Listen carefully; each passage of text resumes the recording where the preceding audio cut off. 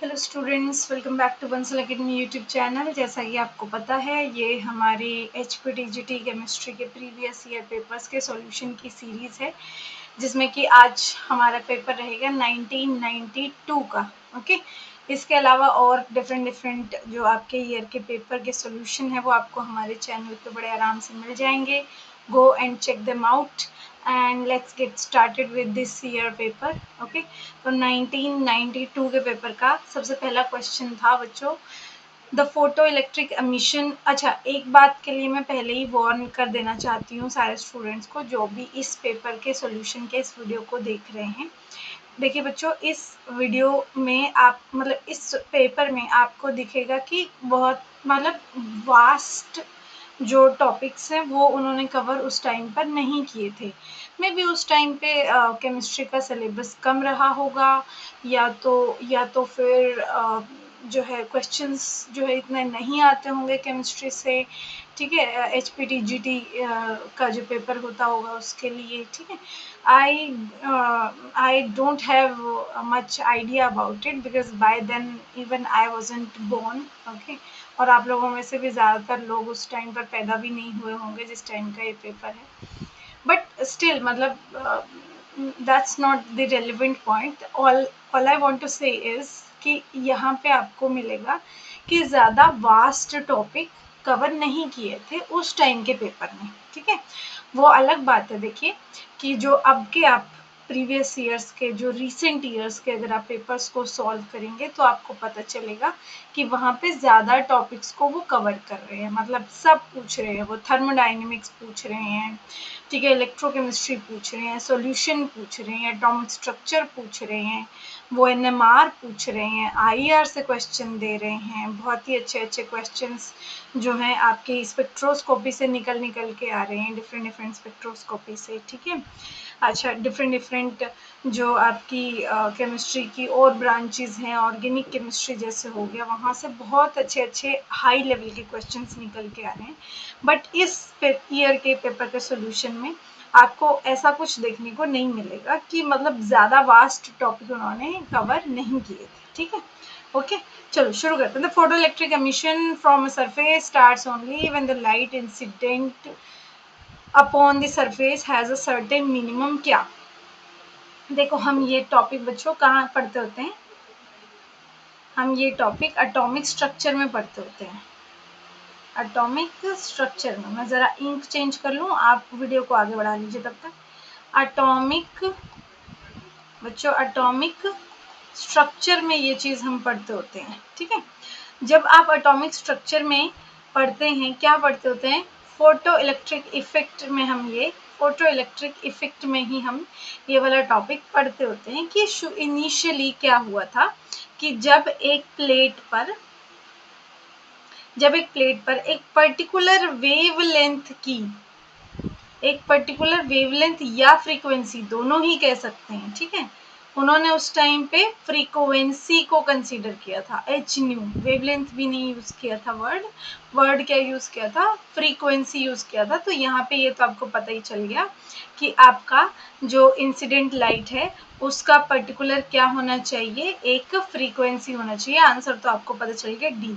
तो उस टाइम पे क्या बोलते थे बच्चों कि आप एक पर्टिकुलर फ्रीक्वेंसी की जब आप वेवलेंथ किसी मेटल प्लेट के ऊपर डालते हैं तो उसमें से इलेक्ट्रॉन्स निकल के बाहर जाते हैं, इलेक्ट्रॉन्स निकल के एमिट होके बाहर जाते होते हैं। इसको हम फोटो इलेक्ट्रिक इफेक्ट कहते होते थे। हम ये कहते थे कि जितनी ज़्यादा देर तक तुम एनर्जी डालोगे, बाहर से वेवलेंथ डालोगे, यानी कि उसकी इंटेंसिटी आप ज़्यादा कर दोगे, जितना ज़्यादा, उतने ज़्यादा नंबर ऑफ इलेक्ट्रॉन्स निकल के बाहर आएंगे, उतने ज़्यादा नंबर ऑफ इलेक्ट्रॉन्स निकल के बाहर आएंगे। लेकिन अगर आपने ये पर्टिकुलर एनर्जी नहीं डालकर कुछ और वेवलेंथ की जो आपने लाइट है डाल दी, तो ज़रूरी नहीं है, ज़रूरी क्या, होगा ही नहीं कि ये इलेक्ट्रॉन्स पे आप वो वाली वेवलेंथ डालो और इलेक्ट्रॉन बाहर निकल के आए। ठीक है, कोई भी ऐसे एरा गैरा नत्थु खेरा आके आपके इलेक्ट्रॉन्स को मेटल में से नहीं निकाल सकता। एक पर्टिकुलर वेवलेंथ की एक पर्टिकुलर फ्रीक्वेंसी की आपको लाइट डालनी होगी, तभी आपके इलेक्ट्रॉन्स निकल के बाहर आएंगे।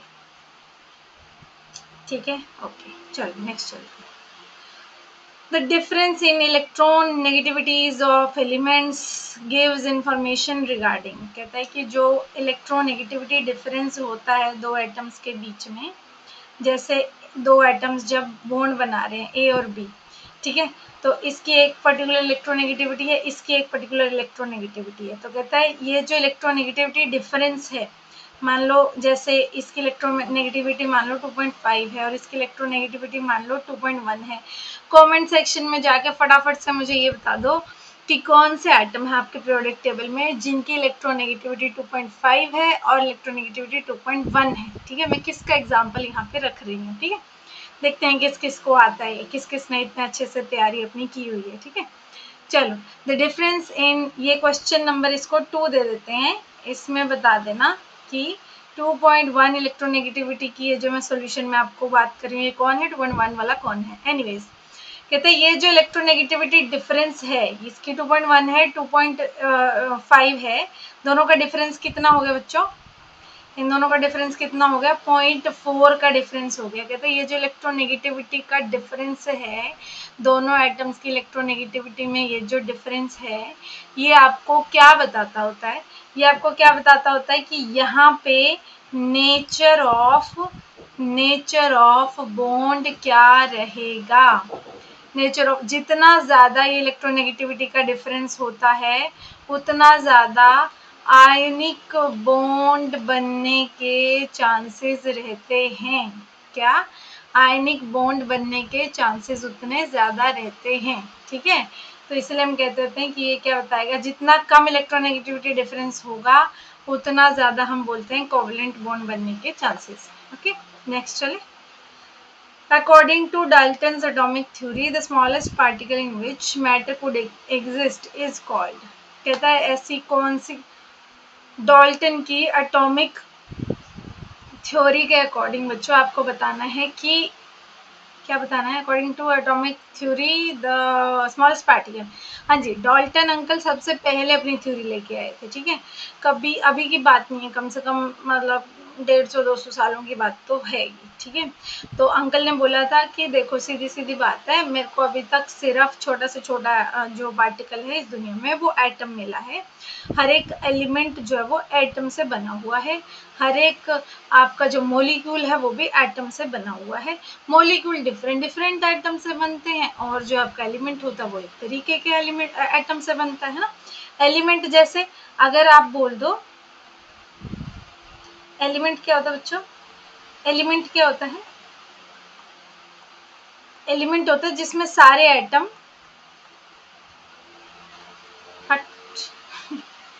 Only one type of atoms जहाँ पे प्रेजेंट होंगे। ठीक है, फॉर एग्जांपल डायमंड लगा लो, डायमंड के अंदर सिर्फ और सिर्फ कार्बन एटम्स होंगे। ग्रेफाइट लगा लो, इसके अंदर सिर्फ और सिर्फ कार्बन एटम्स प्रेजेंट होंगे। ऑक्सीजन गैस लगा लो, ऑक्सीजन गैस लगा लो, उसके अंदर क्या होता है, O2, सिर्फ ऑक्सीजन के एटम्स जुड़े होंगे आपस में। ओजोन लगा लो, ओजोन कैसे O3 बना होता है, उसके अंदर भी सिर्फ ऑक्सीजन के एटम्स प्रेजेंट होते हैं। ठीक है, ओके ओके, चलो ठीक है। अब देखो क्यों इतना डिस्कशन करना, बात ही खत्म हो गई। डाल्टन एटॉमिक थ्योरी पर से ही समझ जाओ एटम होगा। ठीक है, नेक्स्ट, ये मैं थोड़ा सा बह गई थी, थोड़ा सा बह गई थी भावनाओं में, इसलिए एलिमेंट के बारे में आपको बताने लगी। मॉलिक्यूल के बारे में बता रही थी दूसरा, मैं ऐसे बताते बताते भूल गई। मॉलिक्यूल क्या होते हैं, जो एक से ज़्यादा आइटम से बने होते हैं। जैसे पानी का मॉलिक्यूल H2O 2 आइटम से बना, हाइड्रोजन का आइटम और ऑक्सीजन का आइटम। ठीक है, तो मॉलिक्यूल जो होता है वो एक से ज़्यादा टाइप के आइटम से बने होते हैं। ठीक है, नेक्स्ट चलो। In any period of periodic table कहता है एक पीरियोडिक टेबल है, उसके किसी भी पीरियड में द इलेक्ट्रोनेगेटिविटी ऑफ एलिमेंट्स की जो इलेक्ट्रोनेगेटिविटी होती है एलिमेंट्स की as we move from left to right, आपको बताना है कि वो डिक्रीज होती है, इंक्रीज होती है, कांस्टेंट रहती है। इलेक्ट्रोनेगेटिविटी क्या होती है बच्चों? एक बॉन्ड के अंदर, याद रखना बच्चों, इलेक्ट्रॉन एफिनिटी, इलेक्ट्रॉन के सॉरी एटम इलेक्ट्रॉन एफिनिटी देखी जाती है, गिनी जाती है एक मतलब गैशियस एटम की, जब वो अकेला हो, ठीक है, जब वो अकेले हो। लेकिन इलेक्ट्रोनेगेटिविटी कब देखी जाती है? जब वो किसी बॉन्ड में हो, ठीक है। तो इलेक्ट्रोनेगेटिविटी क्या होती है? एक बॉन्ड पेयर को अपनी तरफ अट्रैक्ट करने की जो एबिलिटी है किसी एटम की, उसको हम बोलते हैं उसकी इलेक्ट्रोनेगेटिविटी। अब जब हम पीरियोडिक टेबल में लेफ्ट टू राइट जाते हैं बच्चों, तो एटम का साइज जो है वो घटता चला जाता है, ठीक है, घटते घटते घटते घटता घटता जाता है। जितना एटम ज्यादा छोटा होगा उतनी ज्यादा उसमें न्यूक्लियर चार्ज होगी। समझो, लेफ्ट टू राइट ये पता है मुझे, आप लोगों को भी पता होगा कि लेफ्ट टू राइट, ये तो सिंपल है क्वेश्चन की, लेफ्ट टू राइट आप जब जाते हैं तो इलेक्ट्रॉन नेगेटिविटी इंक्रीज होती है, ये सबको आंसर पता होगा। मैं आपको इसका बैकग्राउंड डेटा पढ़ाने की कोशिश कर रही हूँ। बैकग्राउंड डेटा के अकॉर्डिंग जैसे जैसे आप लेफ्ट टू राइट जाते हो, आपके एटम का साइज कम कम कम कम कम हो रहा है। इसका मतलब क्या है? आपके एटम के ऊपर न्यूक्लियर चार्ज बढ़ रहा है, इंक्रीज हो रहा है न्यूक्लियर चार्ज। जैसे जैसे न्यूक्लियर चार्ज बढ़ता है वैसे वैसे आपके एटम की इलेक्ट्रोनेगेटिविटी बढ़ती है। चलो ठीक है, अगर बाय चांस और भी इसके अराउंड क्वेश्चन बनाने लगे तो आपको पता होना चाहिए ना कि आप प्रीवियस ईयर सॉल्व करने का मीनिंग क्या है, कि आप क्वेश्चन करो उसका बैकग्राउंड डेटा भी पढ़ लो साथ के साथ, ठीक है। तो ये हमारा हो गया। According to Dalton's atomic theory, the smallest particle which is capable of independent existence is, कहता है कौन सा ऐसा पार्टिकल है इनमें से स्मॉलेस्ट पार्टिकल आपको बताना है जो कि इंडिपेंडेंट एग्जिस्ट कर सकता है। एटम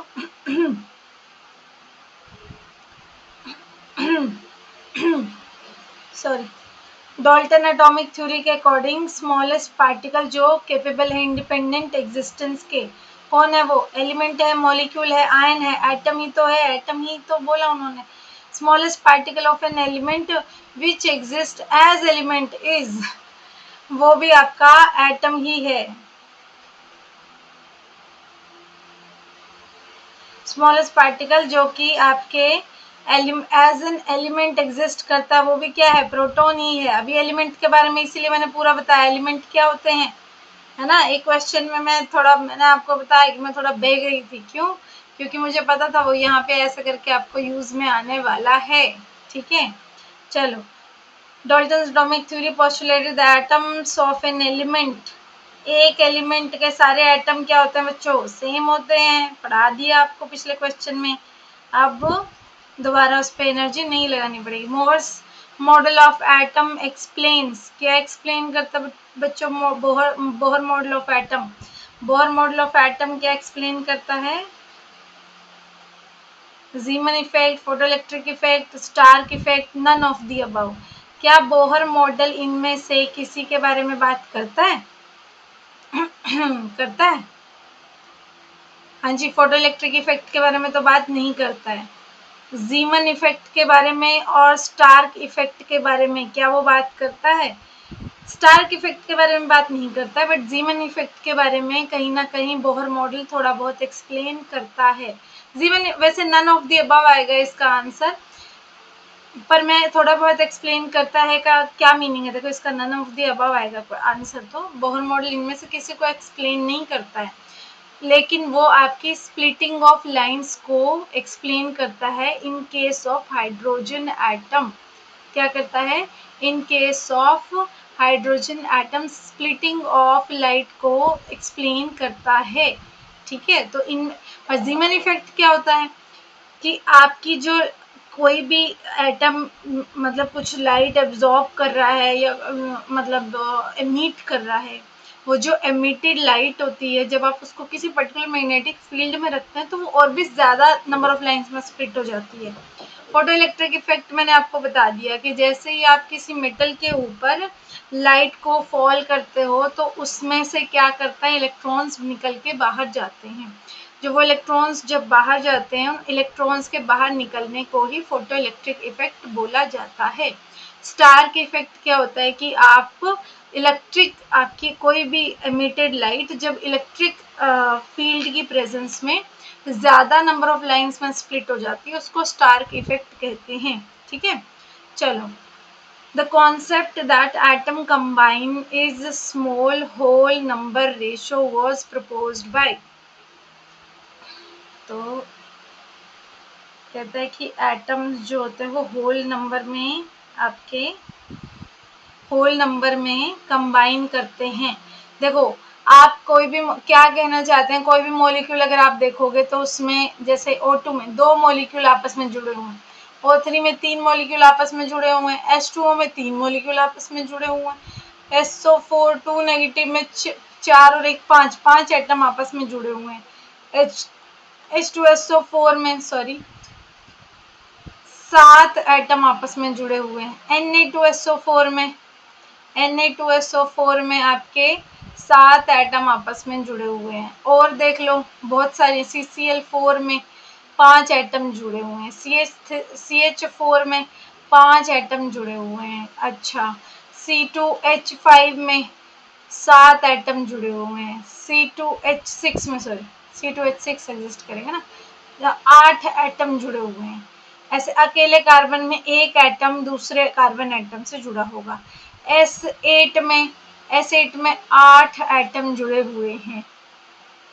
क्या, कितने? 8 एटम जुड़े हुए हैं।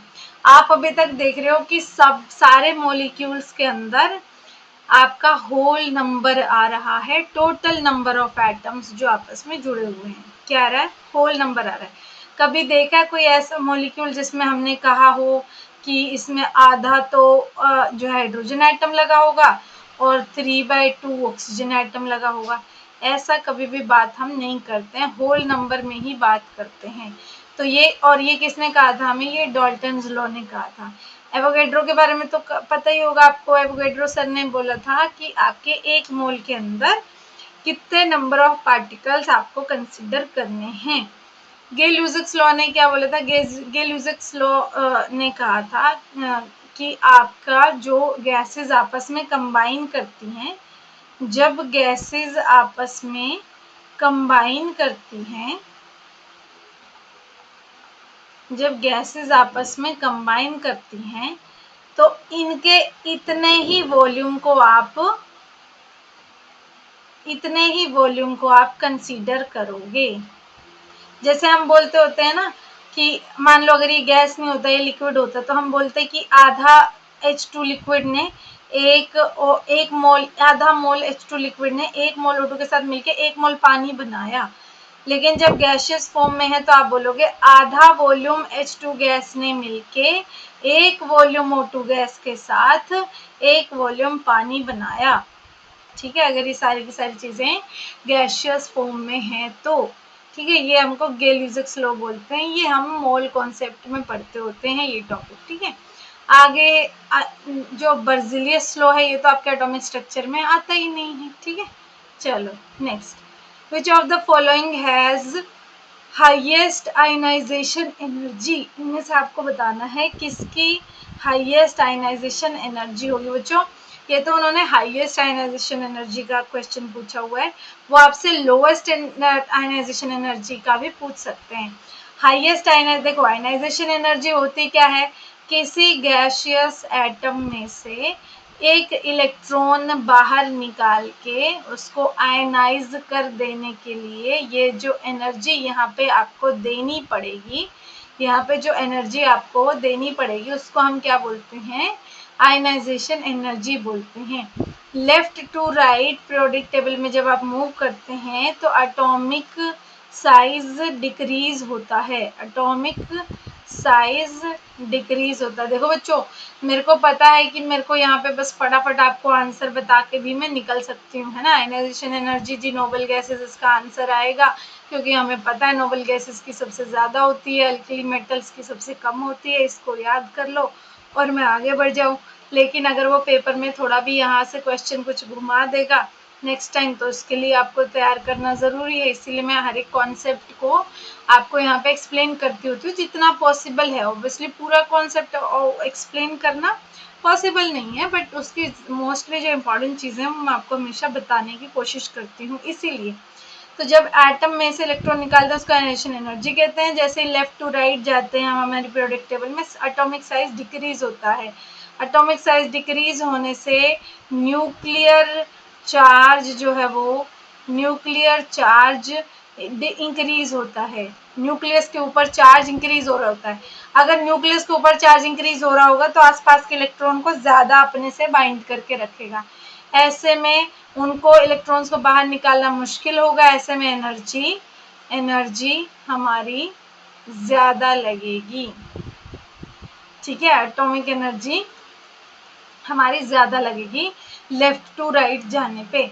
अगर एटॉमिक एनर्जी ज़्यादा लगेगी तो आयनाइजेशन एनर्जी भी ज़्यादा होगी। इसीलिए एकदम लेफ्ट पे जो आपका ग्रुप होगा उसके आयनाइजेशन एनर्जी सबसे कम होगी, और एकदम राइट पे जो आपका ग्रुप होगा पीरियोडिक टेबल में उसमें से उसके आयनाइजेशन एनर्जी सबसे ज़्यादा होगी। इसीलिए एकदम राइट पे लास्ट वाला जो 18th ग्रुप है वो किसका होता है बच्चों? नोबल गैसेस का होता है। इसलिए आंसर क्या आ जाएगा? Noble gases. अगर उन्होंने लोएस्ट पूछी होती तो जो सबसे लेफ्ट पे रखा हुआ है, लेफ्ट पे क्या रखा होता है बच्चों? आपका अल्कली मेटल रखा होता है। अल्कली मेटल्स रखा होता है। ठीक है, आपको पता भी होगा कि जो सीजियम आपका कंपाउंड होता है उसकी आयनाइजेशन एनर्जी सबसे कम होती है। सबसे ज़्यादा इलेक्ट्रोपॉजिटिव एटम उसको माना जाता है, बड़े आराम से इलेक्ट्रॉन्स को दे देता है।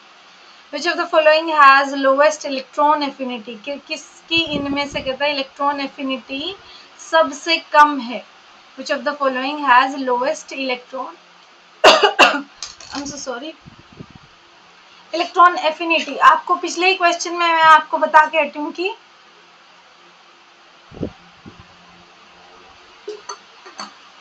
बच्चों आपको पिछले ही क्वेश्चन में मैंने ये बताया कि इलेक्ट्रॉन एफिनिटी क्या होती है ना। इसीलिए मैं आपको यही बता रही थी अभी थोड़ी देर पहले में कि एक क्वेश्चन को मैं बड़े आराम से करवा के छोड़ सकती हूँ कि हाँ इलेक्ट्रॉन एफिनिटी क्या होती है, दिस होती है, चलो ठीक है इसका आंसर ये आ गया। बट मैं उसके आसपास की सारी चीज़ें इसीलिए बताती होती हूँ कि यू नेवर नो कि किस टॉपिक को कितना ज़्यादा वास्ट तरीके से आपसे नेक्स्ट टाइम पूछ लेगा। अगर आपने उस टॉपिक के क्वेश्चंस को सॉल्व करते हुए अगर उसके उस टॉपिक को ठीक से कवर किया होगा तो आप उसके क्वेश्चन आंसर्स को बड़े आसानी से जो वो सॉल्व कर लोगे, है ना। ठीक है, ओके।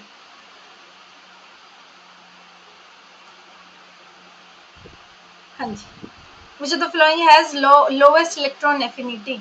इलेक्ट्रॉन एफिनिटी कुछ इलेक्ट्रॉन नेगेटिविटी जिससे होती है, बट इलेक्ट्रॉन नेगेटिविटी नहीं होती है। इलेक्ट्रॉन एफिनिटी एक्चुअली एनर्जी की फॉर्म होती है।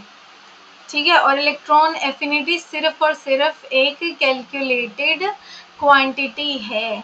ठीक है, कि वो एक बॉन्ड के इलेक्ट्रॉन्स को अपने तरफ कितना खींच के रख सकती है, ऐसा एक कैलकुलेशन सी है। ऐसा कोई जो है मतलब टर्मिनोलॉजी है, कोई ऐसा क्वांटिटी नहीं है, ये वर्ड ठीक रहेगा। एक टर्मिनोलॉजी है, बट इलेक्ट्रॉन एफिनिटी एक एनर्जी की फॉर्म है, क्वांटिटी है, उसको आप मेजर कर सकते हो। ठीक है, अच्छे से, ठीक है, लैब के अंदर। ठीक है, ओके। तो इलेक्ट्रॉन एफिनिटी बेसिकली क्या है कि एक गैशियस एटम को जब आप इलेक्ट्रॉन ऐड करवाते हो उसके अंदर, तो वो उस इलेक्ट्रॉन को लेके वो एटम कितना खुश होता है, ये उसकी इलेक्ट्रॉन एफिनिटी है। खुश होने का मीनिंग क्या है? कितना इजीली एक्सेप्ट कर लेता है कि हाँ हाँ ठीक है, ये इलेक्ट्रॉन को मुझे दे दो, मैं इसको संभाल लूंगा। ठीक है, तो ये आपकी इलेक्ट्रॉन एफिनिटी होती है। ये भी काम वैसे ही करते हैं जैसे इलेक्ट्रॉन नेगेटिविटी करती है। लेफ्ट टू राइट जैसे ही आप जाते हो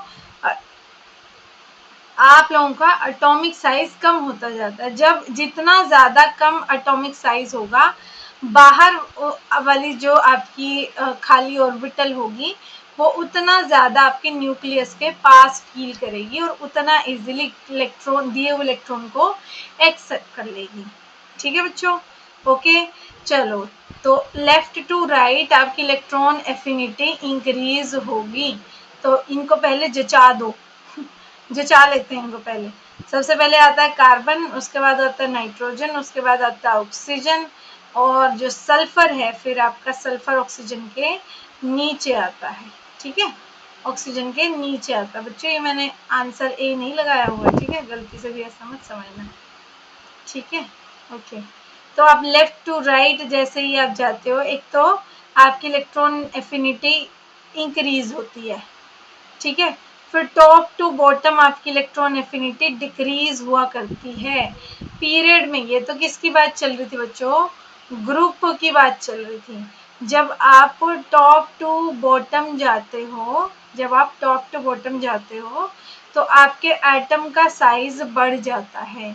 जब आपके एटम का साइज बढ़ जाएगा तो आपकी इलेक्ट्रॉन जो एफिनिटी है वो क्या हो जाएगी, कम हो जाएगी, क्योंकि न्यूक्लियस दूर होगा। ये बाहर वाली ऑर्बिटल के अंदर आप इलेक्ट्रॉन रखोगे और न्यूक्लियस बहुत दूर होगा, तो वो आपके आने वाले इलेक्ट्रॉन को इतने अच्छे से एक्सेप्ट नहीं कर पाएगा। ठीक है, इसलिए टॉप से बॉटम की तरफ जाने पे आपकी इलेक्ट्रॉन एफिनिटी जो है वो डिक्रीज होती है। ठीक है, तो अगर हम यहाँ पे कंपेयर करें, ये तो देखो सल्फर तो चलो बाद की बात आ गई, टॉप टू बॉटम, तो हम पहले तो कार्बन से ही शुरू करेंगे ना, कि कार्बन की इलेक्ट्रॉन एफिनिटी सबसे कम होगी। ठीक है, तो आंसर क्या आ जाएगा, ऑप्शन डी। ठीक है, atomic radii in case of inert gases is, atomic radii inert gases के केस में क्या मेजर करते हैं। देखो बच्चों, जो रेडियाई होती है, एटॉमिक रेडियाई, वो कितनी तरीके की होती है, कोवलेंट होती है, आयनिक होती है, और वैन डर वाल रेडियाई होती है। आयनिक रेडियाई आयंस के बीच में जो डिस्टेंस है, दो आयंस के न्यूक्लियस के बीच में जो डिस्टेंस है उसको आधा कर देते हैं, वो आपकी आयनिक रेडियाई होती है। कोवलेंट रेडियाई क्या होती है, दो कोवलेंटली बॉन्डेड एटम्स के न्यूक्लियस के बीच के डिस्टेंस को आधा कर देते होते हैं, वो आपकी क्या होती है, कोवलेंट रेडियाई होती है। वैन डर वाल रेडियाई क्या होती है, दो अलग अलग मोलिक्यूल्स, यहाँ पे किसकी बात हो रही है, एटम, दो अलग अलग मोलिक्यूल्स के न्यूक्लियस के बीच के डिस्टेंस को आधा कर देते होते हैं, ये आपकी वैन डर वाल रेडियाई होती है। और जो आपकी इनर्ट गैसेस होती हैं वो किसी के साथ भी आयनिक बॉन्ड या कोवलेंट बॉन्ड नहीं बनाती हैं, इसलिए उनकी कौन सी वाली रेडियाई मेजर की जाती है, वैन डर वाल रेडियाई मेजर की जाती है। Option C is the answer. ठीक है, ionisation energy is lowest for, इनमें से कहते हैं कि आयनाइजेशन एनर्जी सबसे कम किसके लिए होगी। आयनाइजेशन एनर्जी क्या होती है आपको बता चुके हैं, आप ये देख लो। देखो मैंने पीछे बोला भी था कि यहाँ पे तो हाईएस्ट आयनाइजेशन एनर्जी पूछ रहा है, लोवेस्ट पूछेगा तब क्या आंसर देना है, मैंने वहाँ पे समझा दिया था कि अल्कली मेटल्स इसका आंसर आ जाएगा। नेक्स्ट चलो, two elements having very low electron negativity will form, दो ऐसे एलिमेंट जिनकी इलेक्ट्रोनेगेटिविटी जो है वो कम है, बहुत कम है, तो वो कौन सा बॉन्ड बनाएंगे, ये हम डिस्कस कर चुके हैं कि सबसे जब ज़्यादा होगी बच्चों तो आयनिक बॉन्ड बनाएंगे, दो एटम्स के बीच की इलेक्ट्रोनेगेटिविटी हाईएस्ट होगी तो आपका आयनिक बॉन्ड बनाएंगे। जो कोऑर्डिनेशन बॉन्ड होता है वो तो दो मॉलिक्यूल्स के बीच में बनता होता है, दो मॉलिक्यूल्स के बीच में बनता होता है कोऑर्डिनेशन बॉन्ड, तो ये तो आना ही नहीं है। मेटेलिक बॉन्ड दो मेटल्स के बीच में बनता होता है, तो ये भी नहीं आना आंसर, आंसर आ जाएगा ऑप्शन नंबर ए। ठीक है, the ionisation energy of an atom relative to bonding energy of nucleus is, कहता है जो आयनाइजेशन एनर्जी है आपके एटम की, अगर आप उसको, ये बॉन्डिंग नहीं बच्चों, यहाँ पे ये बाइंडिंग एनर्जी बोलना चाहता है, यहाँ पे बाइंडिंग एनर्जी कर लेना, binding energy of nucleus, nucleus की जो बाइंडिंग एनर्जी है, मतलब कि वो एनर्जी जिसकी वजह से न्यूक्लियस बाइंड है, उसके अंदर जो प्रोटॉन, न्यूट्रॉन और डिफरेंट डिफरेंट जो हैवी पार्टिकल्स रखे हुए हैं उनको बांध के रखने वाली, बाइंडिंग क्या होती है, बांधना, तो बांध के रखने वाली जो एनर्जी है वो आपकी बाइंडिंग एनर्जी ऑफ न्यूक्लियस कहलाती है। और कहता है आयनाइजेशन ऑफ एटम क्या होता है, एटम में से इलेक्ट्रॉन को निकालना। न्यूक्लियस देखो कितने सारे पार्टिकल्स को लेके बैठा हुआ है, ये एटम रहा, बीच में न्यूक्लियस बैठा होता है और साइड में इलेक्ट्रॉन आपके घूम रहे होते हैं। तो जब इलेक्ट्रॉन्स घूम रहे होते हैं, इनको, ये तो मूविंग है, इनको बाहर निकाला जा सकता है, लेकिन क्या आप न्यूक्लियस के अंदर से कुछ निकाल सकते हो? निकाल तो सकते हैं, है ना। आपने न्यूक्लियर केमिस्ट्री के बारे में पढ़ा होगा, है ना। न्यूक्लियर केमिस्ट्री यही बात करती है, लेकिन निकालना इतना आसान नहीं है।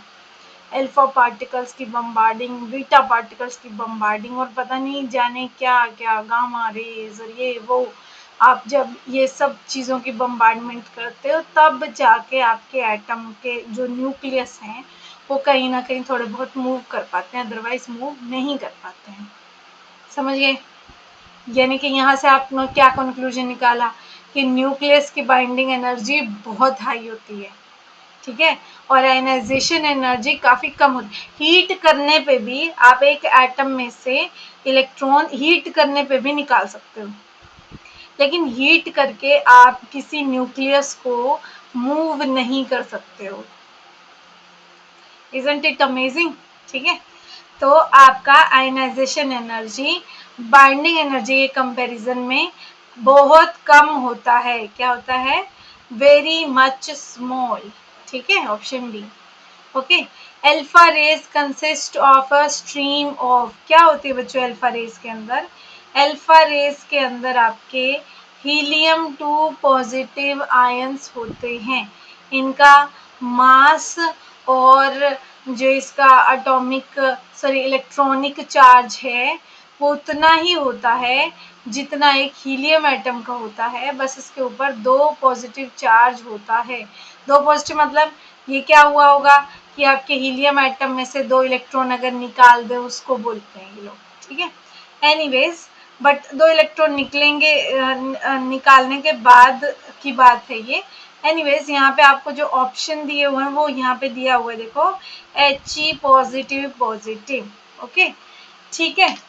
ठीक है बच्चों, अब हम यहाँ पे जो है हमारे इस क्लास को विराम देते हैं, विश्राम नहीं विराम देते हैं, क्योंकि थोड़े से क्वेश्चन और भी बचे हुए हैं, तो उनकी एक छोटी सी और एक वीडियो आपको जो है वो मिल जाएगी, और बिकॉज अदरवाइज ये जो लेक्चर है वो थोड़ा सा लंबा खिंच जाएगा, है ना। ऑलरेडी आधे घंटे से ज़्यादा का हो चुका है, ठीक है। ओके देन, चलिए ठीक है, आपको स्क्रीन पे जो नंबर दिख रहे हैं आप वहाँ पे हमें कॉल करके कोई भी क्वेरी जो है अपनी दूर कर सकते हैं। हमारी वेबसाइट www.bansalacademy.com आप विज़िट कर सकते हैं, वहाँ से भी आपको हमारा कॉन्टेक्ट नंबर मिल जाएगा, और भी डिफरेंट आपकी क्वेरीज जो है वहाँ पे हमने आंसर की हुई हैं, ठीक है। और thank you so much for your attention. पढ़ते रहिए ऐसे ही, और प्रीवियस ईयर सॉल्व करते रहिए। हमने सारे पेपर के सॉल्यूशंस जो वो आपको प्रोवाइड किए हुए हैं हमारे चैनल पे। Do check them out and see you in the next video.